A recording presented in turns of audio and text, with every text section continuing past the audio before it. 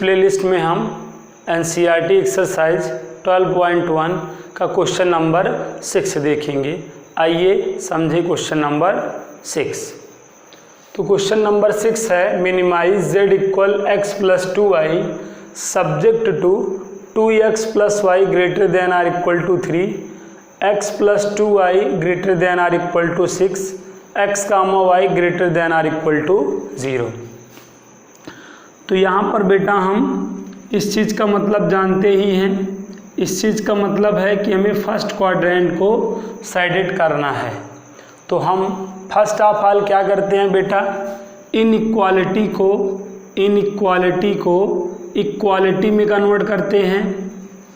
बेटा हम सर्वप्रथम क्या करते हैं, दी गई असंख्या को समीकरण में बदलते हैं।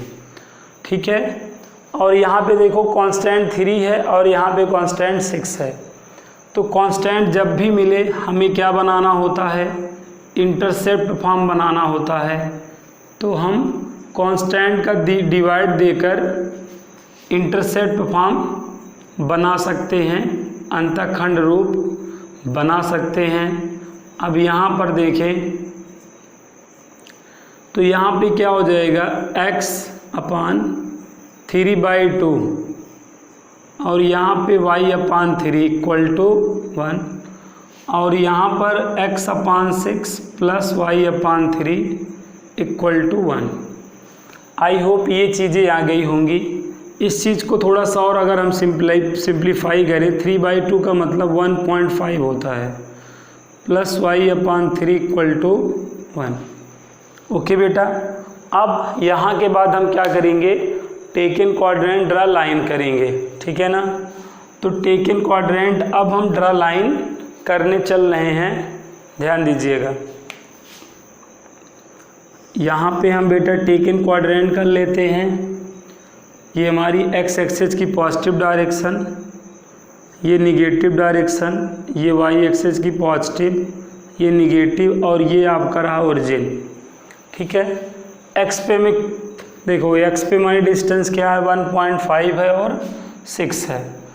तो आप ऐसे सोचो 1.5 यहाँ कहीं होगा, 1.5 यहाँ कहीं होगा, तो 1.5 कामा 0 हो गया और 6 का ज़्यादा का डिफरेंस है तो यहाँ कहीं आप सपोज 6 लीजिए, तो ये आपका 0.6 कामा 0 हो गया। और y पे देखिए 3 है, y पे 3 है तो 3 आप यहाँ सपोज कर लें, तो ये 0 कामा आपका 3 पॉइंट है। पहली लाइन देखिए 1.5 और 3 से होके जाएगी, तो 1.53 ये है। तो आपको क्या करना है, ये और डार्क लाइन लेनी है क्योंकि क्लोज इंटरवल यहाँ पे भी है और यहाँ पर भी है। तो ऐसे ज्वाइन करा के यूँ ऐसे पासिंग थ्रू भी करा देना है। और अगली वाली लाइन 6 और 3 से जाएगी, 6 और 3 मतलब ये ऐसे बेटा आप पासिंग थ्रू भी हो जाएगी, लाइन है ना, रुकेगी थोड़ी ना। इस तरीके से ये वाली लाइन किसी इक्वालिटी को रिप्रेजेंट कर रही है, इसको 2x plus Y greater than or equal to 3 को रिप्रेजेंट कर रही है। और ये वाली लाइन इसको रिप्रेजेंट कर रही है, किसको, x plus 2y greater than or equal to 6 को। यहाँ पर ध्यान दें, यहाँ पे ओरिजिन देखिए, टेकन क्वाड्रेंट ड्रा लाइन के बाद आपको ओरिजिन से सेटिस्फाई कराना होता है। अब ओरिजिन को इससे सेटिस्फाई करो, यहाँ 0 यहाँ 0, तो ओवरऑल एक 0 आएगा। 0 और 3 में कौन बड़ा है बेटा, 3 बड़ा है, 3 लार्ज है। अगर लार्ज है तो किधर होना चाहिए था, जिधर माउथ ओपन है, तो ऐसा नहीं है, इसके अपोजिट है। तो इसका मतलब ये हुआ ओरिजिन इसको सेटिस्फाई नहीं किया, ओरिजिन डिससेटिस्फाई किया, इसलिए एरो किधर लगेगी, आउटसाइड लगेगी, एरो ओरिजिन के आउटसाइड लगेगी। ओके, ऐसे लगेगी। इसी तरह यहाँ पे सेटिस्फाई कराएंगे तो यहाँ भी नहीं सेटिस्फाई करेगा, तो यहाँ पे भी एरो आउटसाइड लगेगा। ठीक है ना, यहाँ पे देखो, यहाँ तक एरो ऐसे लगा, ऐसे यहाँ पे लग जाएगा। ये एरो देखो यहाँ है, यहाँ लगेगा ऐसे, इसी तरह यहाँ लग जाएगा। तो इस तरह इन दोनों लाइनों की एरो यहाँ पे मीट करी, यहाँ पर, तो इस चीज़ को अब हम क्या कर देंगे बेटा, साइडेड कर देंगे। ये हमारा पोर्शन क्या हो जाएगा बेटा, ऐसे साइडेड हो जाएगा, ठीक है ना। ये फर्स्ट, ये ऊपर वाला, ठीक है। तो यहाँ पर हमारा जो फीजिबल रीजन है बेटा, अनबाउंडेड फीजिबल रीजन है। जो ओपन रीजन होता है बेटा, उसी को हम अनबाउंडेड फीजिबल रीजन बोलते हैं, ठीक है ना। और अनबाउंडेड फीजिबल रीजन होने पे हमें जेड के लिए भी लाइन ड्रॉ करनी पड़ती है, हमें जेड के लिए भी लाइन ड्रा करनी पड़ती है। अब यहाँ पे हम टेबल बना सकते हैं, यहाँ पे हम तुरंत टेबल बना सकते हैं। ओके, इसलिए बना सकते हैं क्योंकि देखो ये हमारा CP हो गया और जेड हमें क्या गिवन है, x + 2y। CP का मतलब x, y। तो यहाँ पे हमारे कॉर्नर पॉइंट 2 हैं, एक ये है, दूसरा ये है, ठीक है ना। तो हमारे 2 कॉर्नर पॉइंट हैं, एक है 6, 0 और एक है 0, 3। कॉर्नर पॉइंट क्या है आपको मैं बता चुका हूँ। कॉर्नर पॉइंट वो पॉइंट होते हैं जो आपके फीजिबल रीजन में आते हैं। फीजिबल रीजन 2 तरह का हो सकता है, क्लोज हो सकता है, मतलब बाउंडेड हो सकता है, और अनबाउंडेड हो सकता है। जो क्लोज रीजन होता है उसको बाउंडेड फीजिबल रीजन बोलते हैं, और जो ओपन रीजन होता है उसको अनबाउंडेड फीजिबल रीजन बोलते हैं।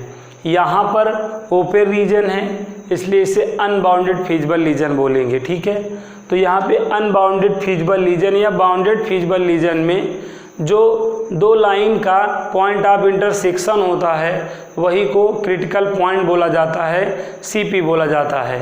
तो यहाँ पे अनबाउंडेड फीजिबल रीजन में देखो ये और ये पॉइंट है कि नहीं, तो ये हमारे क्या कहलाएंगे बेटा, क्रिटिकल पॉइंट कहलाएंगे, CP कहलाएंगे। तो यहाँ पे हमारे CP 2 ही पॉइंट हैं, और कौन कौन हैं ये मैंने रिटर्न कर दिया, देख लीजिएगा। अब देखिए जब हम 6, 0 यहाँ पुट करेंगे तो यहाँ 6 आएगा, और जब हम 0, 3 पुट करेंगे, 0, 3, तब भी क्या आएगा, 6 आएगा। तो यहाँ पे 2 पॉइंट है, देखिए 6, 0 पे भी वैल्यू 6 आई और 0, 3 पे भी वैल्यू 6 आई, ठीक है। तो हमें क्या करना है, मिनिमाइज़ करना है। तो अब मिनिमाइज़ करना है तो इन दोनों में से कोई एक वैल्यू ले लो, क्योंकि दोनों इक्वल ही हैं, तो चाहे ये वाला लो चाहे ये लो, ठीक है। तो यहाँ पे अनबाउंडेड फीजिबल रीजन आया है, ये ध्यान रखो। अनबाउंडेड फीजिबल रीजन आने पर हमें जेड के लिए भी लाइन ड्रा करनी होती है, और हमें जब जेड के लिए लाइन ड्रा करनी होती है तो यहाँ वाला पॉइंट को हम मैक्सिमा या मिनिमा नहीं बोलते हैं, ठीक है। अगर हमें मिनिमाइज़ करना है तो ये वैल्यू अभी यहाँ पे स्मॉलेस्ट हुई, ठीक है। तो हम C को क्या बोल सकते हैं, 6 को क्या बोल सकते हैं, स्मॉलेस्ट बोल सकते हैं, स्मॉलेस्ट बोल सकते हैं, ठीक है। और अब हम जेड के लिए भी लाइन ड्रा करेंगे। मिनिमाइज़ के लिए जेड के लिए लाइन ड्रा करना है तो जेड को रिटर्न कर लो। जेड आपका क्या है, x + 2y। यहाँ पे मिनिमाइज़ की बात करा है, लेस देन की बात करा है, लेस देन, उसके बाद इस चीज़ को आप रिटर्न कर लोगे। अब ये आपकी क्या हो गई, असम क्या हो गई, इनइक्वालिटी। अब इसको आप इक्वालिटी में कन्वर्ट करोगे, तो इक्वालिटी में कन्वर्ट करोगे, आफ्टर इंटरसेप्ट फॉर्म में कन्वर्ट करोगे, ऐसा करोगे कुछ। अब ये देखो ध्यान देना, आ जाएगा, बहुत आसान है। x/6 + y/3 = 1 आया, यहाँ पे भी 6, यहाँ पे भी 3 आया। अब z के लिए जो लाइन होगी वो 6, 3 से होके जाएगी, तो ये रहा 6 और ये रहा 3। मतलब ये जो लाइन है, ये जो लाइन है, इसी लाइन से z वाली लाइन भी जाएगी। और z वाली लाइन कैसे होती है, डॉटेड। तो अब हम इसी पे डॉटेड लाइन ड्रा करेंगे, इसी पे z, ये इसी पे डॉटेड लाइन, ऐसे हम डॉटेड लाइन ड्रा करेंगे बेटा, ऐसे ऐसे एग्जाम में भी ऐसे डॉटेड लाइन शो करना पड़ेगा। ये देखो इस तरह डॉटेड लाइन शो करना पड़ेगा। तो ये जो डॉटेड लाइन है ना वो z वाली लाइन है, ठीक है। अब ये जो जेड वाली लाइन है जो हमारा अनबाउंडेड फीजिबल रीजन है उसके अंदर इंटर किया, उसके अंदर नहीं इंटर किया, इसी लाइन पर है लेकिन उसके अंदर इंटर नहीं कर रहा है। अगर इसके अंदर इंटर करता, जो भी हमारा बाउंडेड फीजिबल रीजन होता है या अनबाउंडेड फीजिबल रीजन होता है, अगर जेड वाली लाइन अनबाउंडेड फीजिबल रीजन के अंदर लाइज करेगा, इन लाइज करेगा, ठीक है, तब अगर यहाँ पे लाइज कर देता तो यहाँ पे बोलते हैं कि कॉमन पॉइंट है, ठीक है, लेकिन नहीं लाइज करा, इसी पर है, तो यहाँ पर बोला जाएगा नो कॉमन पॉइंट। क्या बोला जाएगा बेटा? नो कॉमन पॉइंट बोला जाएगा यहाँ पर, ठीक है। तो यहाँ पर नो कॉमन पॉइंट, और यहाँ पर आप ध्यान से समझिए, अब नो कॉमन पॉइंट है और नो कॉमन पॉइंट होने पर, नो कॉमन पॉइंट होने पर क्या होता है बेटा? नो कॉमन पॉइंट होने पर जो सबसे छोटी वैल्यू होती है, जो स्मॉलेस्ट वाली वैल्यू होती है, जो स्मॉलेस्ट वाली वैल्यू होती है, यस प्यारे बच्चों, वही हमारी क्या कहलाएगी? मिनिमम वैल्यू कहलाएगी, ठीक है। नो कॉमन पॉइंट होने पे स्मॉलेस्ट वाली वैल्यू मिनिमम वैल्यू कहलाएगी, फर्स्ट पॉइंट। और नो कॉमन पॉइंट होने पर ही जो लार्जेस्ट वैल्यू है, जो लार्जेस्ट वैल्यू है वो हमारी मैक्सिमम वैल्यू कहलाएगी। तो यहाँ पे प्यारे बच्चों हमारी मिनिमम वैल्यू, स्मॉलेस्ट वैल्यू क्या है? 6। तो यही हमारी क्या हो जाएगी? यही हमारी मिनिमम वैल्यू हो जाएगी। समझ गए बात को? तो हमें जेड के लिए लाइन कब ड्रा करना है समझ गए? जब हमारा इस तरह अनबाउंडेड फीजिबल रीजन रहेगा तो इस तरीके से हम जेड के लिए भी लाइन ड्रा कर देंगे। तो यहाँ पे हमने जेड के लिए लाइन ड्रा करा तो ये आपका इसी लाइन पर आ गया, ठीक है। अब ये जो लाइन है जो आपका फीजिबल रीजन है उसके अंदर लाइज नहीं कर रहा है, मतलब इसका कोई भी मतलब नो कॉमन पॉइंट। अगर यही जो लाइन है बेटा ऐसे लाइज करी होती, ऐसे देखो, ऐसे गई होती या ऐसे गई होती, जब ऐसे गई होती तो देखो कई पॉइंट, देखो कई पॉइंट हमारे कॉमन हो जाते, कई पॉइंट हमारे कॉमन हो जाते। जब हमारे कॉमन हो जाते पॉइंट बेटा, जब पॉइंट क्या हो जाते बेटा? जब पॉइंट कॉमन हो जाते, कॉमन पॉइंट हो जाता अगर, तब बेटा तब नो मैक्सिमा और नो मिनिमा हो जाता। तब आपको कोई भी पॉइंट पे नो मैक्सिमा नो मिनिमा, इस केस में बेटा आपके पास नो मैक्सिमा और नो मिनिमा मिलता। आई होप आप क्वेश्चन नंबर 6 को समझ लिए होंगे। देखें क्वेश्चन नंबर 7। तो क्वेश्चन नंबर 7 में मिनिमाइड एंड मैक्सिमाइज z इक्वल 5x + 10y और हमारा सब्जेक्ट क्या है? x + 2y less than or equal to 120, x + y greater than or equal to 60, x - 2y less than or equal to 0, x, y greater than or equal to 0। जैसा कि आप जानते हैं बेटा, हम सबसे पहले क्या करते हैं? गिवन इन इक्वालिटी को इक्वालिटी में कन्वर्ट करते हैं, दी गई असमिका को समीकरण में परिवर्तित करते हैं। बाकी ये देखिए x - 2y = 0 और इस चीज़ का मतलब फर्स्ट क्वाड्रेंट है ही। तो अब हम तुरंत क्या करेंगे बेटा? अंतःखंड रूप में इंटरसेप्ट फॉर्म में 120 का यहाँ डिवाइड करके और बगल 60 का डिवाइड करके इंटरसेप्ट फॉर्म जो है क्रिएट करेंगे। और यहाँ पर देखिए कांस्टेंट टर्म 0 है तो ये लाइन पासिंग थ्रू ओरिजिन का केस हो गया। यहाँ पे कैंसिल आउट कर दो, यहाँ कर दो। तो यहाँ पे देखो x/120 आ गया और y/60 और ये 1, x/60 + y/60 यहाँ पे 1, x = 2y। ठीक है ना? आई होप यहाँ तक की चीज़ें आपको समझ में आ गई होंगी। अब बेटा हम टेकन क्वाड्रेंट ड्रा लाइन कर सकते हैं। टेकन क्वाड्रेंट ड्रा लाइन करिएगा, ध्यान समझिएगा एक बार में। समझने का प्रयास करिएगा, आ जाएगा। एक्स पे देखो 120 और 60 मूव करा है, तो यहाँ सपोज कर लीजिए 60 है और यहाँ सपोज कर लिए 120 है, ठीक है ना। और वाई पे केवल 60 मूव करा है, तो सपोज कर लें 60 यहाँ पर है, यहाँ पर आपका 60 है, ठीक है। तो 120 और 60 से लाइन जाएगी, 120 और 60 मतलब ऐसे लाइन जाएगी, इधर इधर ऐसे जाएगी, ठीक है। और अगली 60 से जाएगी, 60 ये लाइन ऐसे निकल भी जाएगी, ये इधर ऐसे नीचे आ जाएगी। और ये देखो लाइन पासिंग थ्रू ओरिजिन का केस है, तो ये ऐसा जाएगा कुछ। अब ध्यान दो, ये कोऑर्डिनेट क्या हो जाएगा 60, 0, ये 120, 0 हो जाएगा, ये 0, 60 हो जाएगा। यस बेटा, ये किसको रिप्रेजेंट कर रहा है 60 वाला, x + y greater than or equal to 60 को। और ये किसको रिप्रेजेंट कर रहा है, इसको x + 2y less than or equal to 120 को। और ये लाइन पासिंग थ्रू ओरिजिन का ये है ही x - 2y less than or equal to 0। ये आपका ओरिजिन हो गया ना, ये A पॉइंट हो गया, ये B पॉइंट हो गया, इसको C कह सकते हैं, इसको D और इसको E पॉइंट कह सकते हैं। इस तरह नामकरण आप कर सकते हैं। यहाँ तक समझ में आ गया होगा आपको। अब देखें, टेकन क्वाड्रेंट लाइन हो गया है, अब आपको सेटिस्फाई कराना होगा।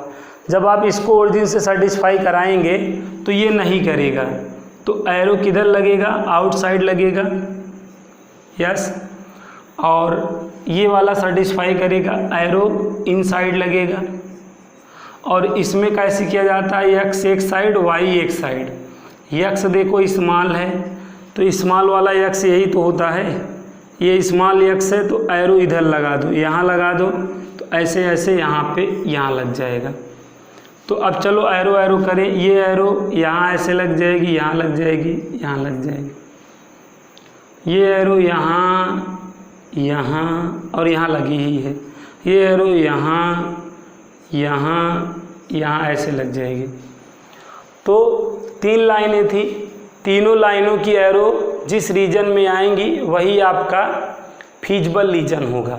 तो यहाँ पे लाइज करी, तो इस चीज़ को अब ऐसे आप क्या कर देंगे, ऐसे डार्क कर देंगे, ऐसे बेटा यूँ साइडेड कर देना, ठीक है ना। ऐसे आपको पूरा साइडेड कर देना है, ऐसे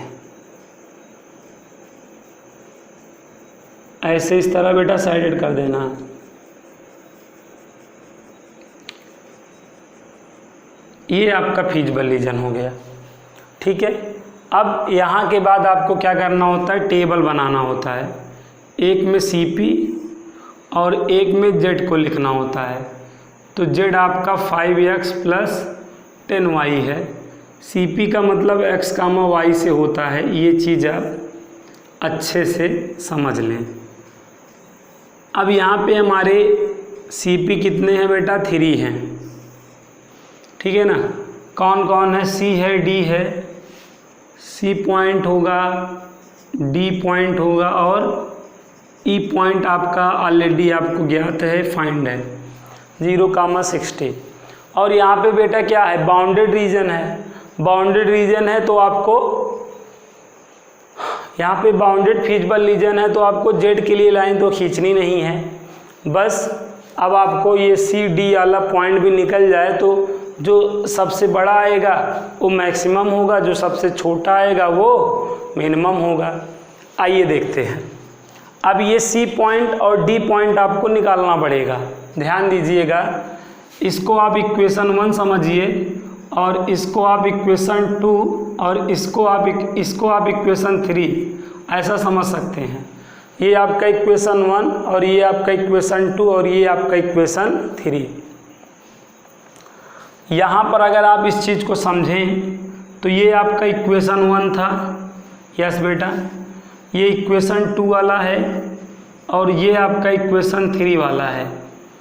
तो ये सी वाला पॉइंट आपको फाइंड करना है, ये सी वाला पॉइंट आपको फाइंड करना है। तो इस सी वाले पॉइंट के लिए आपको कौन सा इक्वेशन सॉल्व करना पड़ेगा, देखिएगा। सी किसका इंटरसेक्ट पॉइंट है, 2 और 3 का। यस बेटा, 2 और सॉल्व 2 और 3। यस बेटा, सॉल्व 2 एंड 3। अगर बेटा हम ये देखो 2 है और ये 3 है, 2 और 3 को सॉल्व कर दे तो हमें सी का कोऑर्डिनेट मिल जाएगा। तो 2 हमारा क्या है देखिएगा, 3 हमारा क्या है, पहले 3 को लिख लीजिए।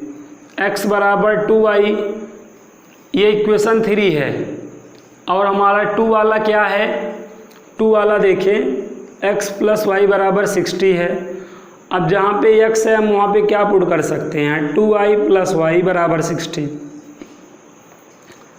तो 3y बराबर कितना आ गया, 60। कैंसिल आउट कर दें, y का मान 20, ये मान यहाँ पे डाल दें तो x का मान 40।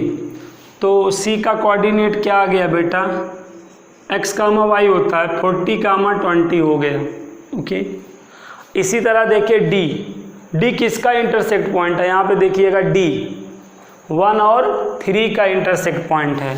फिर यहाँ पे 3 और 1 को सॉल्व करिए, 3 और 1 को हल करो। देखो 3 क्या है आपका, इक्वेशन 3 क्या है देख लो फिर से, x बराबर 2y, ये आपका 3 है। और 1 वाला क्या है, x प्लस 2y बराबर 120, ये 1 वाला है। अब जहाँ x है वहाँ पे क्या पुट कर सकते हो, यहाँ पे x के जगह 2y प्लस 2y बराबर कितना 120। तो 4y बराबर कितना हो जाएगा 120, 4 एक नम 4, 4 तिहाई 12। तो y का मान 30 आ गया। इस y का मान यहाँ पे डाल दो तो x बराबर 2 इंटू 30, तो x की वैल्यू 60। तो यहाँ पे 60 कामा क्या हो गया बेटा 30। इस तरह आपको क्रिटिकल पॉइंट्स मालूम हो चुके हैं। अब ये आप यहाँ रखेंगे, इसमें 40, 5 चौक 20 और ये आपका 200 और 200 कितना हो जाएगा, ये 400। अब यहाँ पे 5 अंक 30, 300 और ये 300, यहाँ पे क्या हो जाएगा 600 और यहाँ 0 हो जाएगा और यहाँ पे भी 600 आएगा। यस बेटा, तो अब ये इस पे तो ये क्या करेगा बेटा, इस पे तो मैक्सिमम होगा, अधिकतम होगा, और इस पे क्या होगा आपका मिनिमम होगा। ठीक है, आप यहाँ पे क्या लिखोगे, बिंदु 60 कामा 30 और 0 कामा 60 पर z का अधिकतम मान क्या होगा 600। ठीक है, highest value of z is at a point 60 comma 3 and 0 comma 60। ठीक है, और इसी तरह लिखेंगे अतः बिंदु 40 कामा 20 पर z का न्यूनतम मान 400 है। So minimum value of z eight a point 40 कामा 20। तो ये आपका बेटा आंसर हो गया। आई होप ये क्वेश्चन भी आप बेहतर ढंग से समझ गए होंगे। देख लीजिएगा बेटा, बहुत ही प्यारा क्वेश्चन है। इसी तरह के क्वेश्चन ओरिजिन वाला, जो ये ओरिजिन वाला आपको दे दिया, ये बहुत महत्वपूर्ण है। इसी तरह का क्वेश्चन आपको बोर्ड एग्ज़ाम में आएगा और 100% बेटा आपको 6 मार्क्स इस तरह का क्वेश्चन दिला जाएगा।